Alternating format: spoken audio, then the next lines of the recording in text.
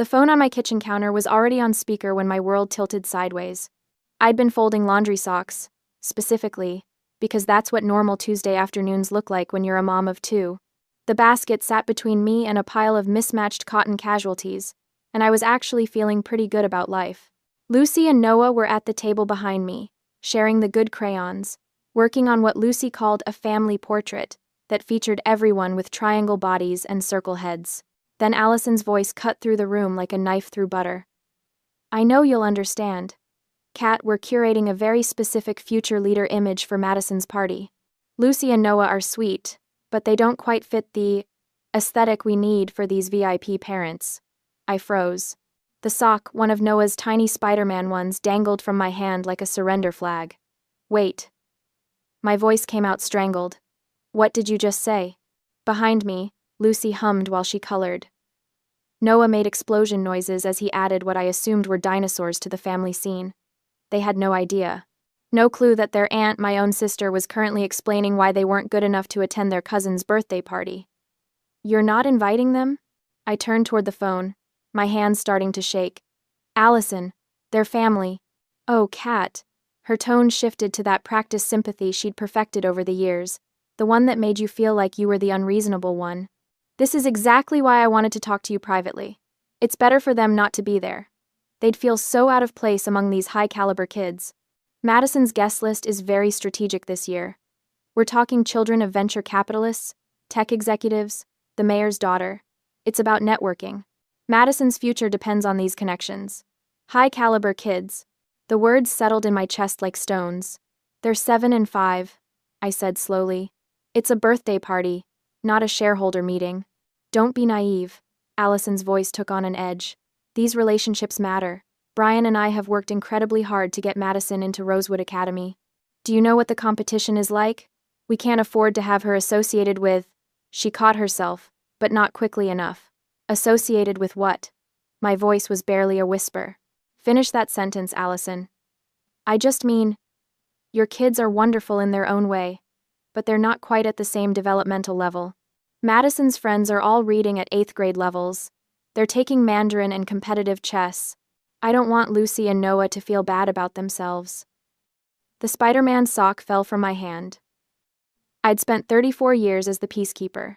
The younger sister, who smoothed things over, who bent and flexed and accommodated, who took the smaller bedroom, the later graduation party time slot, the understanding nod when mom and dad couldn't make it to my events because Allison needed them more. My eyes drifted to the table. Lucy had added hearts around the stick figures. At the top, in her careful 7-year-old handwriting, she'd written family in letters that climbed and dipped like a heartbeat monitor. Something inside me cracked, not broke cracked, like ice on a frozen lake, that moment before everything shifts. No, I said. What? No, we're not coming, Allison. If my children aren't good enough for your party, neither am I. The silence on the other end stretched for 3 full seconds. Then, are you serious right now? Don't be dramatic. I'm not being dramatic. I'm being clear. My voice was steady now, stronger than I'd heard it in years. You just told me my kids don't fit your aesthetic, that they're not high caliber enough. So, we're out, all of us. Kat, you're completely overreacting. This is why I tried to handle this delicately. I ended the call. My hand was shaking as I set the phone face down on the counter. The kitchen suddenly felt too quiet, except for the gentle scratch of crayons on paper. Mommy? Lucy's voice was small. Was that Aunt Allison? I turned around, wiping my eyes quickly. Yes, baby. Is she mad? No, sweetheart, everything's fine. But it wasn't fine. Nothing about this was fine. The front door opened, and Thomas's footsteps echoed down the hall. He appeared in the kitchen doorway, still in his suit from work, his tie loosened. One look at my face, and he was moving toward me. What happened? I opened my mouth, closed it, tried again. Allison called. He waited, his dark eyes searching mine. She uninvited the kids to Madison's party, said they don't fit the aesthetic she needs. Wrong caliber. The words tasted bitter. She wanted me to understand that it's better for them that they'd feel out of place with the quality children she's inviting. Thomas's jaw tightened, that muscle near his temple jumping the way it did when he was furious but contained. What did you say? I told her we're not going. None of us. He studied me for a long moment, and I braced myself for him to suggest we smooth it over. That family was important. That maybe Allison had a point about the networking thing, that we should be the bigger people. Instead, he asked, "What do you want to do?" The question caught me off guard. Not what should we do, not what makes sense, what do I want? I looked at Lucy and Noah, still absorbed in their drawing, still safe in their bubble of crayons and imagination. "I want to protect them," I whispered. "I want to draw a line, and never let anyone make them feel less than enough. Not even family. Especially not family." Thomas pulled me into his chest, his hand steady on my back. "Then that's what we'll do." Over his shoulder, I could see Lucy adding more hearts to her picture. She'd drawn a sun in the corner, and was carefully coloring it yellow. "We're not going," I said again, this time to myself. Thomas nodded against my hair. "We're not going." Behind us, Noah announced that he'd finished his dinosaur family, and could he please have a snack? Life moved forward. The laundry still needed folding, dinner still needed making, but something fundamental had shifted. I'd said no to my sister for the first time in my life, and I had no idea that it was only the beginning. Special Adventure Day. I announced to the kids after school, forcing brightness into my voice. "This Saturday, we're going to do something amazing instead of going to Madison's party." Lucy's face fell. "We're not going?" My heart cracked. "We're going to have so much more fun, I promise. Just the four of us." "Did we do something wrong?" Her voice was so small. I knelt down, pulling both kids close. "No, baby, never. You are perfect. Both of you are perfect." Noah's lip trembled. "Doesn't Maddie want us there?" "Sometimes grown-ups make choices that don't make sense," I said carefully, blinking back tears. "But it has nothing to do with you. You didn't do anything wrong." Lucy nodded, but I could see the confusion in her eyes. The hurt. I was going to make this right, somehow. The resolve settled in my bones, carrying me through the rest of the evening routine. That night, after the kids were in bed, I found Thomas in his study. His laptop was open, his expression focused. "What are you doing?" I asked from the doorway. He looked up, and there was something dangerous in his eyes, something calculating. "Brian called me today like nothing happened. Like his wife didn't just publicly humiliate you and the kids. He wants me to fast-track his contract so he can announce it at the party." Thomas leaned back in his chair. "That kind of arrogance makes me suspicious." "Suspicious how?" "No one is that confident unless they think the deal is already done, unless they think they have leverage." He turned back to his screen. "I'm having my VP of Operations pull the full file on Monroe Construction. Every document, every project, every subcontractor. Is that normal?" "Due diligence?" "Always." He smiled, but it didn't reach his eyes. "Brian's forgotten something important. I didn't build Northbridge Holdings by being careless. And I certainly don't let family dynamics cloud my business judgment." I moved closer, reading the email he was composing to his executive team. Subject: Monroe Construction, Comprehensive Review. Priority: High. Pull all documentation. I want a complete audit before we proceed. What are you looking for?" I asked. Thomas's fingers paused over the keyboard. "I don't know yet. But Brian's behavior today, the entitlement, the assumption it doesn't sit right. Someone that's sure of himself either has something concrete, or he's been operating on borrowed confidence." He hit send. "What if you don't find anything?" "Then I politely decline the contract on business grounds, and we move on with our lives." He stood, closing his laptop. "But if I do find something?" He didn't finish the sentence. He didn't need to. I'd been with Thomas long enough to recognize that look. Cold, focused, relentless. It was the same expression he wore when a competitor tried to undercut him, or a partner tried to manipulate terms. Brian had made a mistake. He'd assumed that family meant Thomas would be soft, that personal relationships would make him careless. He'd forgotten that Thomas Baker didn't become a CEO at 36 by being anyone's pushover. "The party is Saturday," I said quietly. "I know." Thomas pulled me close, his hand warm against my back. "Let them have their party. Let Brian think he's won. We'll see what the audit turns up." In the darkness of his study, with my sister's words still echoing in my head, they don't fit the aesthetic. I felt something shift inside me. I'd drawn a line by refusing to go. Thomas was preparing to defend it. And somehow, I knew this was only the beginning. Friday morning, I was making coffee when my phone buzzed with an Instagram notification. Allison had posted. I shouldn't have looked. I knew better. But my thumb moved before my brain could stop it.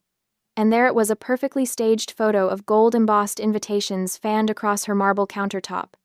Madison's name in raised lettering, some French script I couldn't quite read. The caption made my stomach turn. Sneak peek at tomorrow's celebration, exclusively for the elite. Quality over quantity, always. These future leaders deserve nothing but the best. Madison turns 10. Future leaders. No riffraff. Rosewood Academy. Networking done right. No riffraff. She'd actually typed those words. Hashtagged them. The comments were already rolling in. Mom had posted 3 heart emojis. Dad wrote, "So proud of you both." Brian's business partner commented, "Save me a scotch." No one mentioned Lucy and Noah. No one asked why we weren't on the guest list. It was like we'd been erased. I set my phone down carefully, afraid I might throw it across the room. Thomas walked in, took one look at my face, and picked up my phone. He read the post in silence, his jaw tightening with every word. "Saturday," he said quietly, setting the phone down. "The zoo. We'll take the kids to the Denver Zoo. Make it special." "The zoo," I repeated numbly. "Lucy loves the penguins. Noah wants to see the elephants." His hand found mine. "Let Allison have her perfect party. We'll have something better. Something real." We held on to that promise as the week bled into the weekend, and soon enough, the waiting was over. Saturday morning arrived bright and cloudless, the kind of perfect Colorado day that belonged in a postcard. We loaded the kids into the car with sunscreen and snacks, and I tried not to think about gold invitations and future leaders and Madison's party happening across town. Lucy was quiet in the back seat, staring out the window. "You okay, baby?" I asked. "Is Madison's party right now?" My chest tightened. "Probably soon, yeah." "Do you think she's having fun?" Thomas caught my eye in the rearview mirror, his expression gentle but firm. "Let it go. Focus on us." I think," I said carefully, "that we're going to have the best day ever at the zoo. Just us." Noah perked up. "Can we see the lions?" "We can see everything," Thomas promised. True to his word, 30 minutes later we were pulling into the parking lot amidst a sea of excited families. The Denver Zoo was packed, families everywhere, kids screaming with joy, balloons bobbing in the breeze. It was chaotic and loud, and completely imperfect. It was wonderful. We started at the penguin exhibit because Lucy wouldn't stop talking about it. She pressed her face against the glass, watching them waddle and dive, her earlier sadness temporarily forgotten. "Look, Mommy! That one's doing a flip!" Noah tugged on Thomas's hand. "Daddy, can penguins fly?" "Not in the air, buddy. But they fly through the water." We moved through the exhibits, the giraffes, the elephants, the absolutely massive grizzly bears, that made Noah gasp and hide behind Thomas's legs. We bought overpriced ice cream that melted too fast. We took terrible family selfies where someone was always blinking. It was messy and sticky and real. And then we got to the flamingos. Lucy had been holding my hand, chattering about how the birds were pink because of what they ate, something she'd learned from a nature show, when she suddenly stopped mid-sentence. There was a family near the fence. A little girl, maybe 8, wearing a birthday crown. Silver balloons tied to her wrist, spelled out, "Birthday, girl." Lucy's whole body went rigid. "Mommy," she whispered, "is it Maddie's birthday today?" "Oh no." "Yes, sweetie, but Grandma said we weren't shiny enough." Her voice cracked. "What does shiny mean? Does it mean we're dirty? I take baths every night." "Lucy, no." "Does Maddie hate us?" Tears started streaming down her face. "Did we do something bad? Is that why we couldn't come?" I dropped to my knees right there on the concrete path, families flowing around us like water around a stone. Noah was crying now too, his little face crumpling. I don't want to be not shiny. And something inside me just shattered. All the peacekeeping, all the accommodation, all the years of being the understanding younger sister who didn't make waves, it combusted in my chest like paper catching fire. I pulled both kids close, my hands shaking with rage and grief and fierce, burning love. "Listen to me," I said, my voice low and intense. "Both of you. You are perfect. You are kind and funny and smart and creative. You are the best parts of every single day. Anyone who can't see that anyone who would make you feel like you're not enough doesn't deserve you. Lucy sobbed against my shoulder. But Aunt Allison said, Aunt Allison is wrong. The words came out harder than I intended, but I meant every syllable. She is wrong, and what she did was cruel, and it has nothing to do with who you are. I felt Thomas's hand on my shoulder, steady and warm. Noah was wiping Lucy's tears with the zoo map, leaving smudges of ink on her cheeks. The simple gesture, Big Brother taking care of his sister, made my heart crack and reform into something stronger. We love you, Thomas said, kneeling down beside me. More than anything in this world, and we will never ever let anyone make you feel small. That's a promise, Lucy hiccuped, her arms tight around my neck. Even family? Especially family, I whispered. We stayed there for a long time, the four of us nodded together on the path while the world moved around us. When we finally stood up, something fundamental had shifted. I wasn't going to be the peacekeeper anymore. I was going to be the protector. The clarity of that moment stayed with me as we drove home, washed off the day's grime, and finally settled the house for the night. That night, after the kids were finally asleep, exhausted from the zoo and the emotional weight of the day, I found Thomas at his laptop again. The blue light illuminated his face, casting shadows that made him look dangerous. What are you doing? I asked, though I already knew. Reading. He didn't look up from the screen. Find anything? His finger paused over the trackpad. Smoke. Not fire yet, but definitely smoke. He turned the laptop toward me. The screen showed a dense audit report, full of financial jargon and highlighted sections. Brian's insurance certificates are outdated on 2 projects. His subcontractor payment schedules are irregular, and there are some vendor complaints about intimidation tactics. Thomas's voice was clinical, detached. Nothing definitively illegal yet, but enough that I'm not comfortable proceeding without deeper investigation. What happens now? Now I ask for more documentation, safety records, liability coverage updates, subcontractor verification. He closed the laptop. Standard compliance check before a contract this size. Brian will think it's just bureaucratic process. But it's not. No. His smile was cold. It's not. He opened his email and began typing. To Brian Monroe, subject Monroe Construction, pre-contract documentation. Brian. Per standard protocol for contracts exceeding $15 million, Northbridge Holdings requires updated compliance documentation before final review. Please submit the following by end of business Monday. 1. Updated liability insurance certificates. 2. Subcontractor payment verification for all active projects. 3. Safety incident reports past 24 months. This is standard procedure. Looking forward to reviewing and moving forward. Best, Thomas. You're giving him the weekend, I said. I'm giving him hope.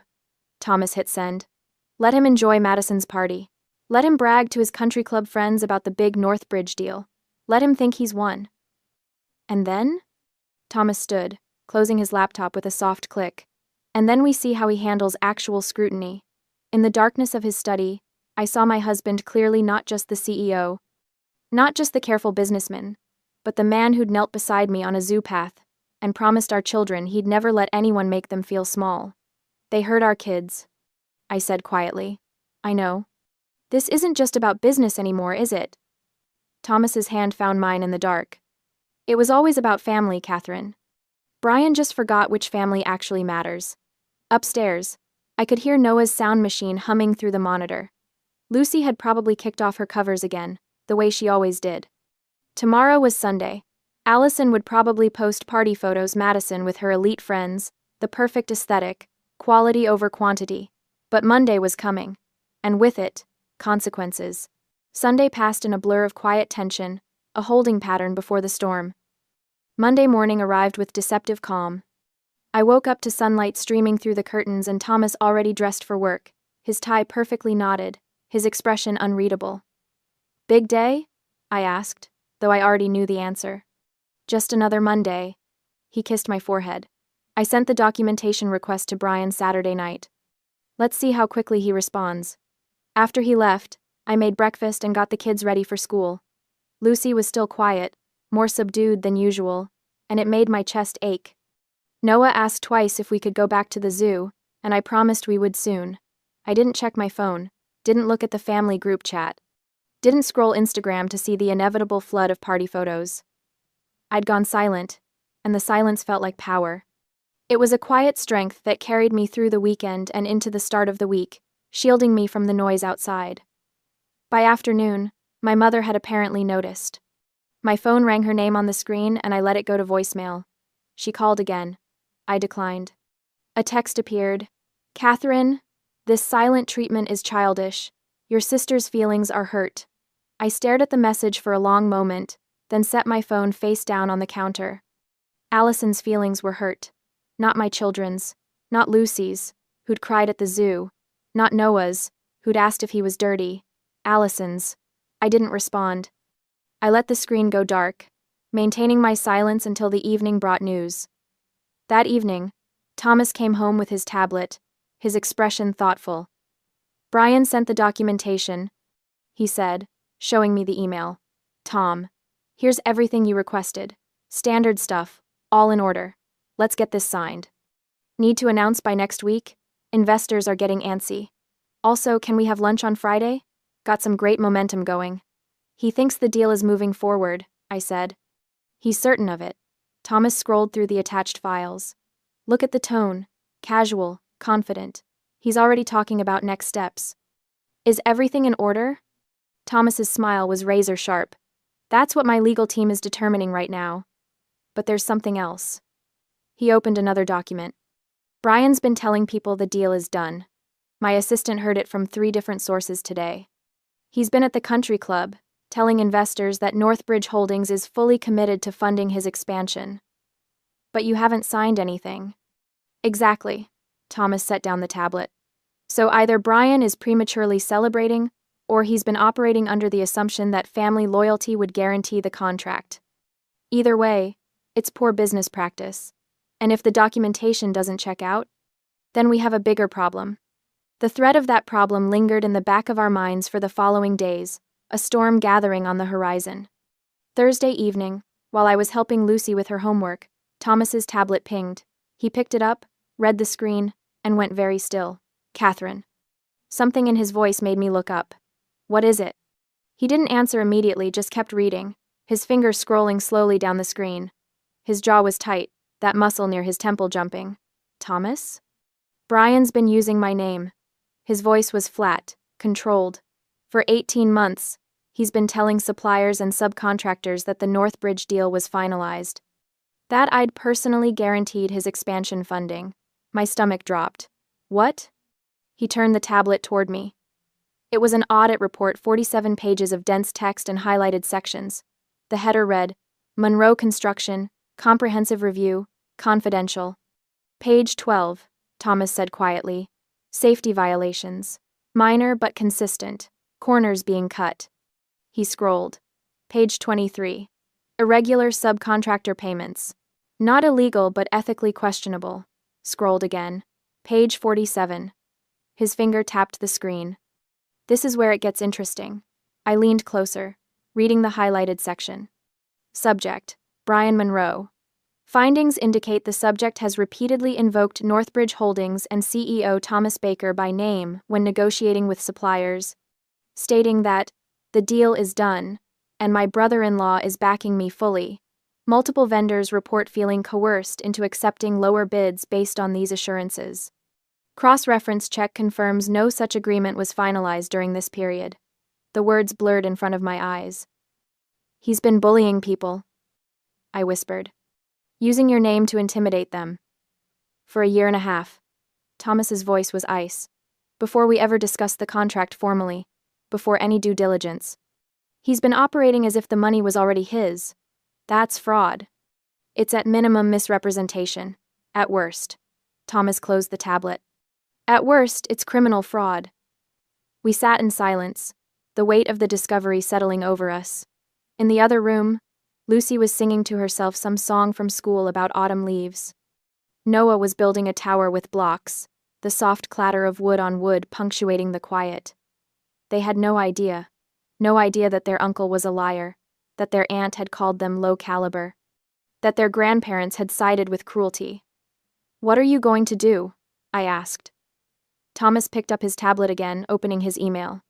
To Jennifer Chen, Chief Legal Officer, CC, David Rodriguez, VP Operations, Subject, Monroe Construction, Contract Termination.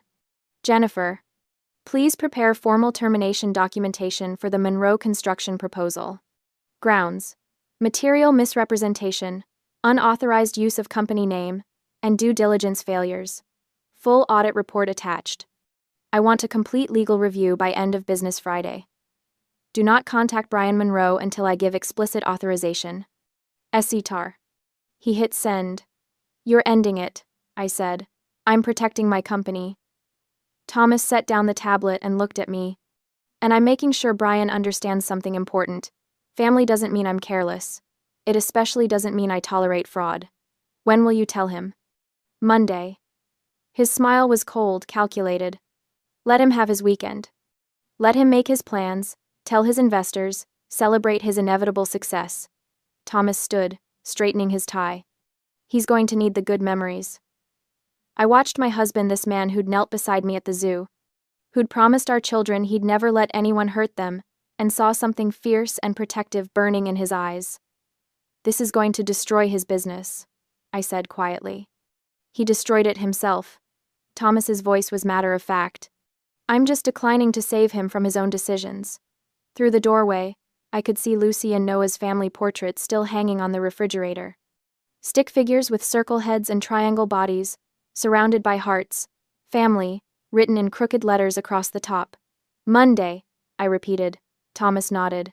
"Monday." And somewhere across town, Brian Monroe was probably celebrating, making calls, confirming investors, planning his big announcement. He had no idea the ground was already crumbling beneath his feet. The trap had been set. Now we just had to wait for it to spring. Monday morning arrived with surgical precision. I sat in my kitchen with a cup of coffee that went cold while I stared at the clock. 10 a.m.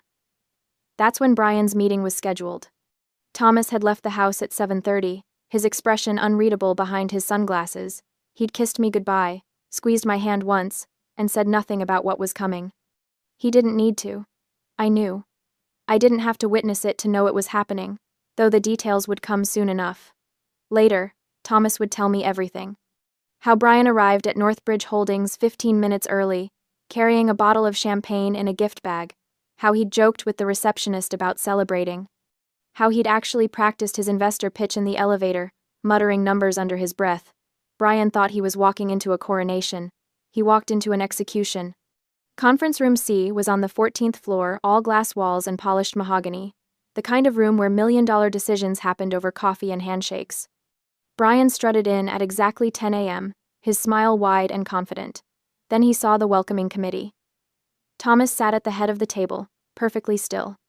To his right, Jennifer Chen, Chief Legal Officer, her expression professionally neutral. To his left, Marcus Webb, Head of Risk Management, holding a tablet and wearing the kind of face that delivered bad news for a living. Brian's smile flickered. "What's with the welcoming committee? I thought this was just us, Tom." "Have a seat, Brian."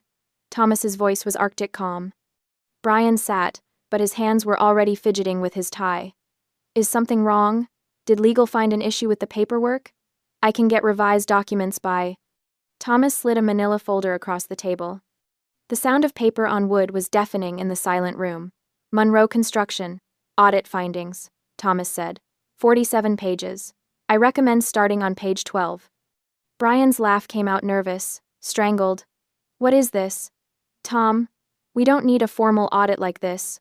We're family, not a publicly traded conglomerate. I sent you everything." "Due diligence," Thomas interrupted. "Something you should have considered before you started using my name without authorization." The color drained from Brian's face. "What are you talking about?" Jennifer opened her own folder, her voice crisp and professional.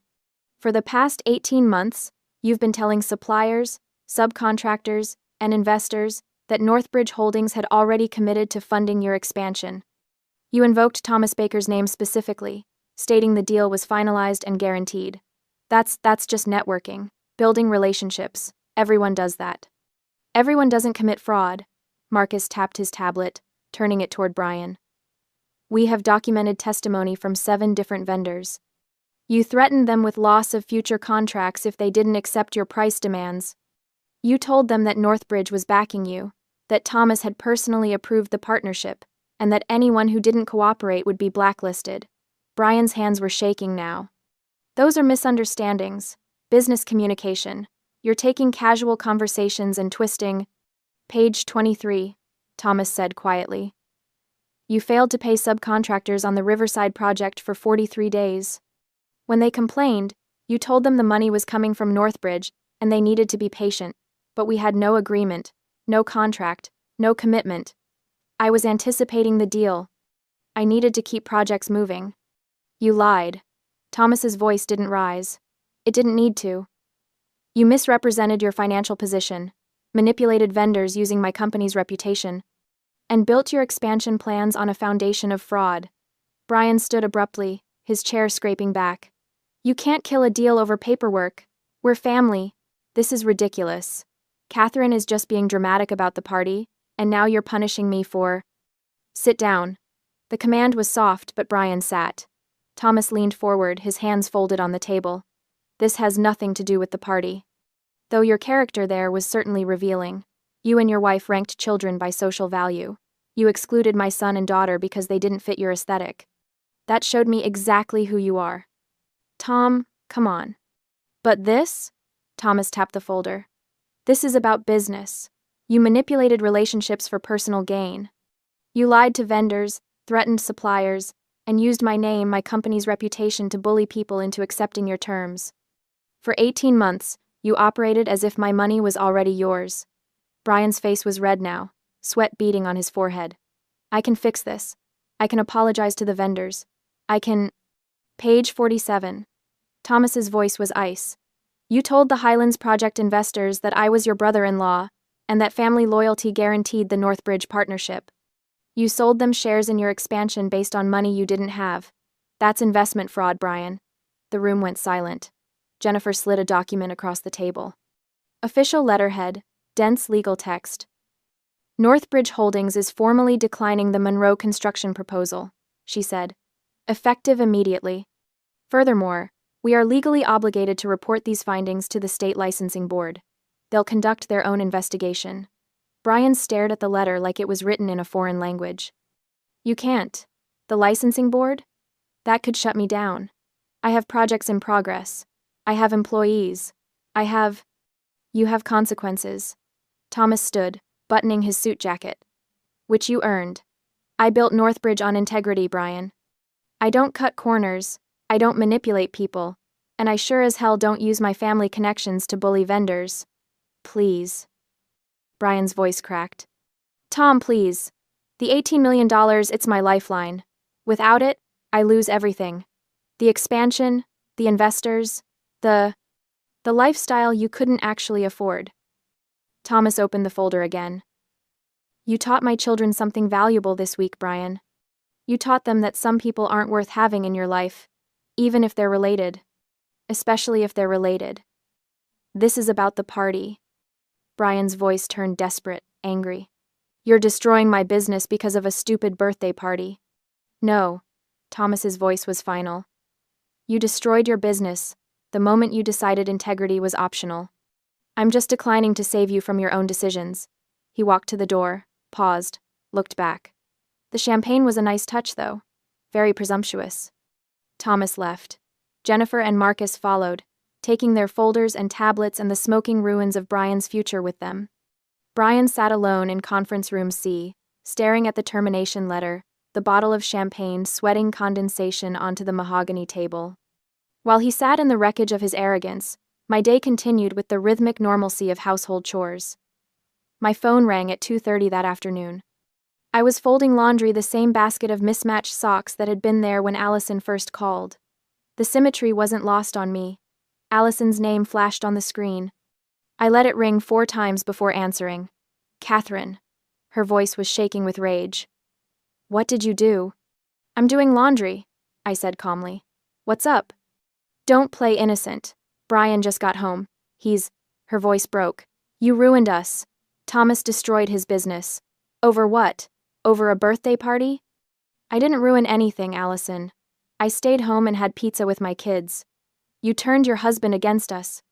Brian is losing everything, the expansion, the investors, the licensing board is investigating him. Do you understand what you've done? I sat down slowly, the sock in my hand forgotten. What I've done? My voice was steady, calmer than I'd ever heard it. I drew a boundary. I said my children weren't going to be treated like they were worthless. That's all I did. This is insane! You're destroying our family over hurt feelings. No, the word came out sharp. You destroyed it when you called my kids low caliber, when you told me they didn't fit your aesthetic, when you publicly hashtagged no riffraff, like they were trash you were keeping out of your perfect party. It was just a party. And this is just business. I stood, walking to the window. Brian lied to vendors. He used Thomas's name to bully people. He committed fraud, Allison, for 18 months. Thomas didn't ruin him. Brian ruined himself. He was trying to build something. He was trying to give Madison opportunities. By cutting corners? By lying? By manipulating people? My voice rose despite myself. You both played games with people's dignity. Turns out Thomas doesn't play games. Catherine, please. Her voice shifted to pleading. Talk to Thomas. Make him stop the licensing board investigation. We can fix this. Brian can apologize. No. The word hung in the air. What? No, I repeated. I'm not fixing this. I'm not smoothing it over. I'm not being the peacekeeper who bends and accommodates and pretends everything is fine when it's not. You made your choices. Brian made his. Now you get to live with them. You're really going to let your sister lose everything? You were really going to let my children think they weren't good enough? I countered. That they were too low class for your aesthetic? That they were riffraff? Silence. That's what I thought, I said quietly. Goodbye, Allison. Catherine, wait. I ended the call. And then, for the first time in my life, I blocked my sister's number. The action felt monumental, like closing a door that had been swinging open in the wind for 34 years, letting in cold air and criticism, and the constant demand that I be smaller, quieter, more accommodating. I blocked my mother's number next, then my father's. The silence that followed was deafening, and absolutely, perfectly freeing. I sat in that freedom as the afternoon wore on, watching the light change until the sound of a car in the driveway signaled the end of the workday. That evening, Thomas came home to find me in the backyard with the kids. Lucy was on the swing set, Noah was digging in the sandbox, and I was sitting on the porch steps with a glass of wine, watching the sunset paint the sky pink and gold. He sat down beside me, loosening his tie. How'd it go? I asked, though I'd already heard from Allison's call. Exactly as planned. He took my wine glass, sipped, handed it back. Brian thought he was getting champagne and congratulations. He got a termination letter and a referral to the state licensing board. Allison called me, screaming. I'm sure she did. I blocked her number. And my parents.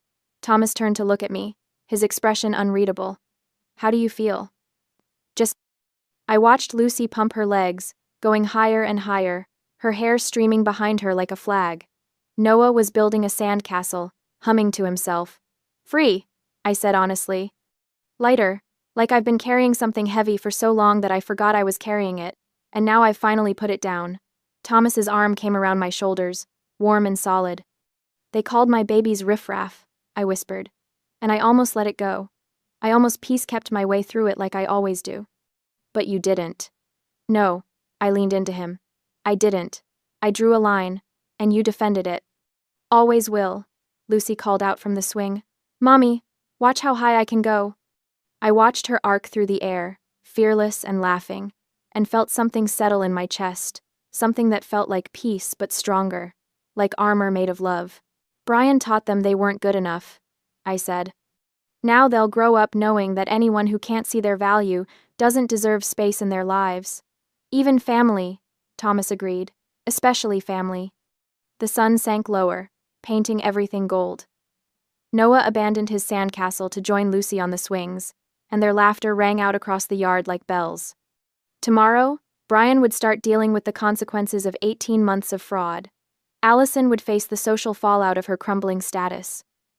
My parents would get furious I wasn't answering their calls. But right now, in this moment, we had everything that mattered: dignity, boundaries, peace, and a family, our real family, that knew what love actually looked like. 3 months later, autumn had turned the Denver trees into flames of red and gold, but an unseasonably warm spell had gifted us a final taste of summer.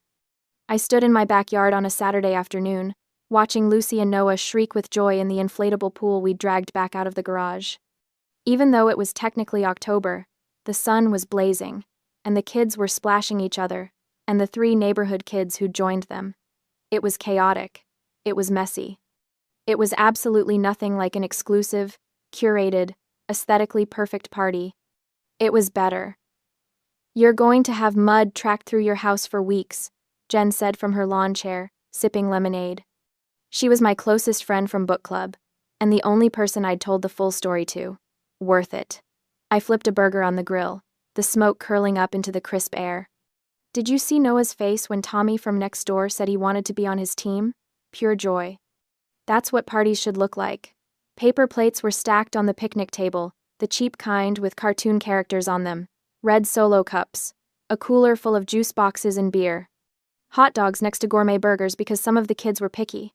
It was the opposite of gold-embossed invitations and future leaders and networking opportunities. It was real. Jen studied me over her sunglasses.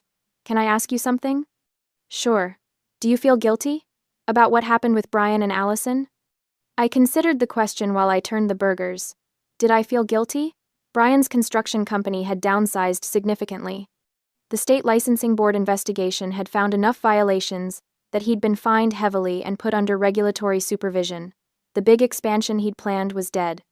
He'd had to let go of half his staff. Allison had quietly withdrawn Madison from Rosewood Academy. The tuition was too steep without the investor money they'd been counting on. Madison was at public school now, the same one Lucy and Noah attended. The exclusive social circle Allison had fought so hard to cultivate had evaporated when her financial status changed. Turns out those VIP parents were more interested in networking opportunities than actual friendship. The Instagram posts had stopped. No more hashtags about elite gatherings or future leaders. The last post I'd seen from a mutual acquaintance's story showed Allison at a grocery store in jeans and a ponytail. No designer dress. No perfectly curated aesthetic. Just a tired woman buying milk. "No," I said finally. "I don't feel guilty. Brian committed fraud. Thomas didn't make him do that. And, Allison," I paused, watching Lucy help one of the younger kids climb into the pool. Allison made choices about what kind of person she wanted to be. I just stopped letting those choices affect my children. That's very evolved of you. I laughed. 3 months ago, I would have been drowning in guilt. I would have called my mom crying, apologizing, trying to fix everything. But you know what I realized? What? I don't owe them my peace. I plated the burgers, grabbed the hot dog buns. I have peace right here.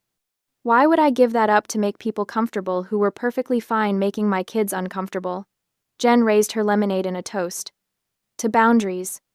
To boundaries, I agreed. We clinked our glasses, content in the moment, and the afternoon drifted on until a new sound broke the rhythm. At 3:30, I was refilling the lemonade pitcher when I heard a car pull up in the driveway. I knew that engine sound. Allison's SUV, the same black luxury vehicle she'd always driven, though now it looked like it actually got used instead of just detailed. There was a soccer ball in the back window. A car seat that hadn't been there before, probably Madison's younger brother's. My stomach tightened, but I didn't panic. I didn't rush to clean up or hide the paper plates or apologize for the chaos. I just waited. Allison got out of the driver's seat. She was wearing jeans, actual jeans, not designer ones, and a plain sweater. Her hair was in a simple ponytail.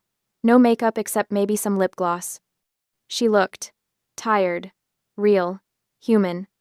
Madison climbed out of the passenger side, holding a small wrapped present. She looked nervous. I walked around the side of the house to meet them, wiping my hands on my apron, the one that said Grill Master, that Thomas had bought as a joke. "Hi," Allison said. Her voice was quiet. "Hi." We stood there for a long moment, the sound of children's laughter floating over the fence.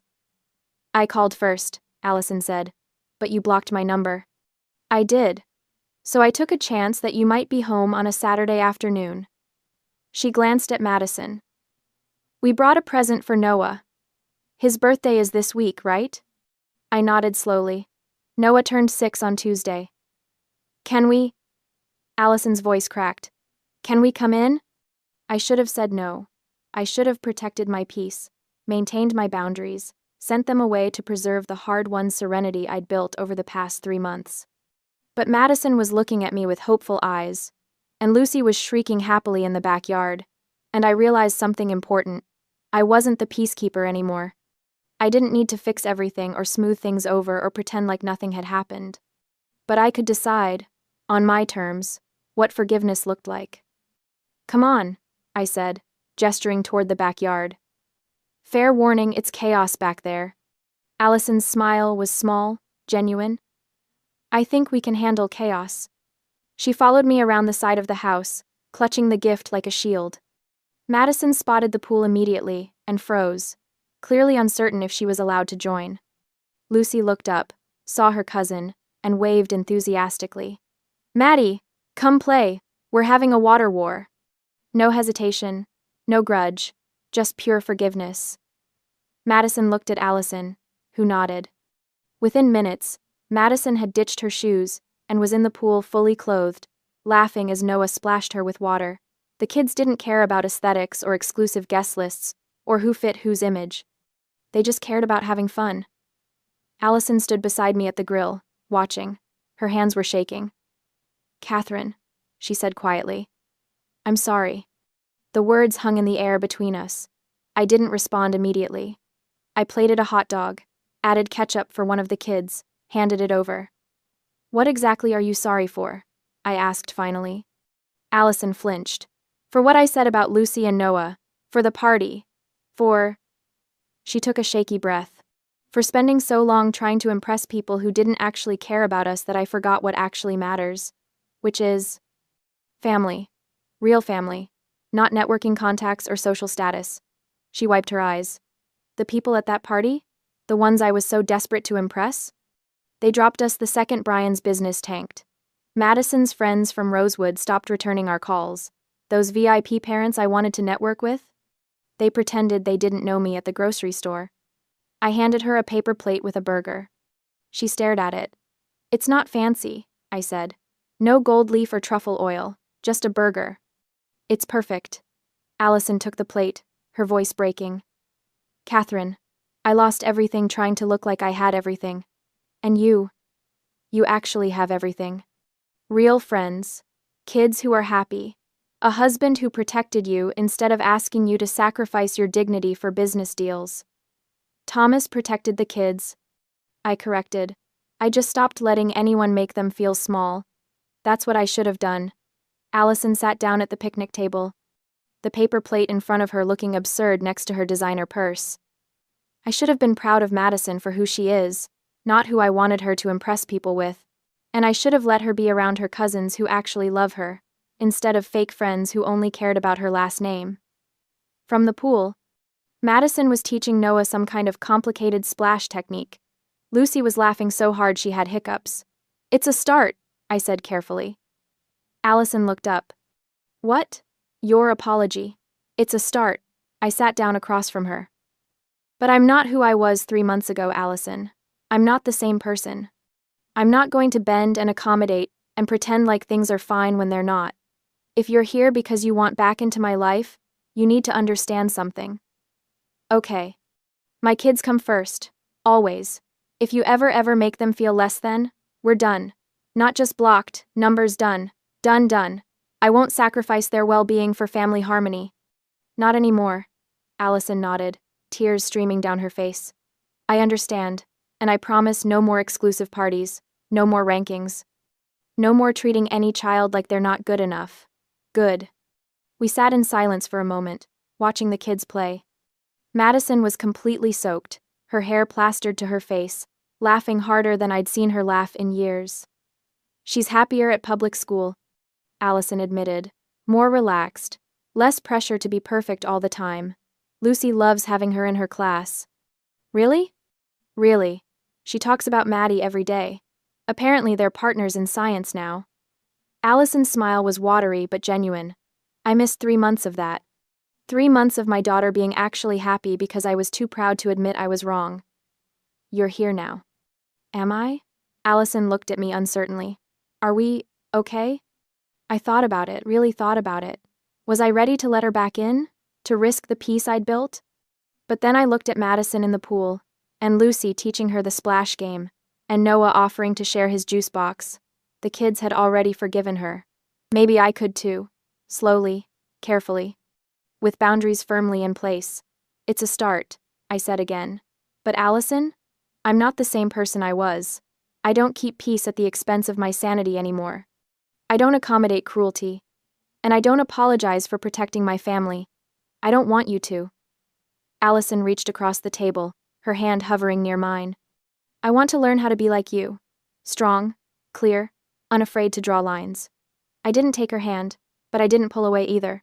Eat your burger, I said. It's getting cold. She took a bite, and we fell into a companionable silence that lasted until the shadows stretched long across the grass. Thomas came home at 5 to find a backyard full of soaking wet children, a cooler full of empty juice boxes, and his wife laughing with her sister over paper plates and cheap beer. He raised an eyebrow at me. I shrugged, smiling. He understood. He always did. Later, after everyone had gone home, and the kids were finally in bed exhausted, happy, smelling like chlorine and hot dogs, Thomas found me on the back porch. The sun was setting, painting the sky in shades of orange and purple that no Instagram filter could replicate. He put his arm around me, pulling me close. Allison came by, I said. I saw. She apologized. Did you accept? I said it was a start. I leaned into him. I'm not who I was, Thomas. I can't go back to being the person who bent and accommodated and kept peace at any cost. I don't want you to. He kissed the top of my head. I like who you are now. Strong. Clear. Unafraid. I learned from the best. We sat in comfortable silence, watching the sky fade from orange to purple to deep blue. Brian's business survived, Thomas said eventually. Smaller, supervised, but alive. I know. Allison's working part-time at a bookstore. Madison's thriving at public school. I know that too. Do you regret any of it? I thought about Lucy crying at the zoo, asking if she was shiny enough. I thought about Noah wiping her tears with a zoo map. I thought about 3 months of peace, of boundaries, of learning that family doesn't mean accepting cruelty. No, I said firmly. Not even a little bit. Good. Thomas's arm tightened around me. Because our kids learned something invaluable. They learned that dignity is expensive, but it's worth every penny. They learned that they don't need everyone's approval, just the love of people who see their true value. In the darkness, I could hear Lucy's sound machine humming through the baby monitor. Noah had probably kicked off his covers again. Tomorrow, life would continue. Allison might call she had my new number now, cautiously given. Or she might not. Either way, I'd be okay. Because I'd learned something too. I'd learned that peace isn't the absence of conflict, it's the presence of boundaries. I'd learned that family doesn't mean tolerating cruelty, it means protecting the people you love from it. And I'd learned that sometimes the most loving thing you can do is draw a line and refuse to cross it. Thank you, I whispered to Thomas. For what? For seeing our kids' value, for defending them, for showing me that being strong doesn't mean being cruel, it just means being clear. Always, he promised. The stars came out one by one, pinpricks of light in the deepening dark. And in my messy, chaotic, perfectly imperfect backyard, surrounded by the evidence of a day full of real connection and authentic joy, I felt something I hadn't felt in years, complete and total peace. Not because everything was perfect, but because I'd finally learned that I didn't need it to be.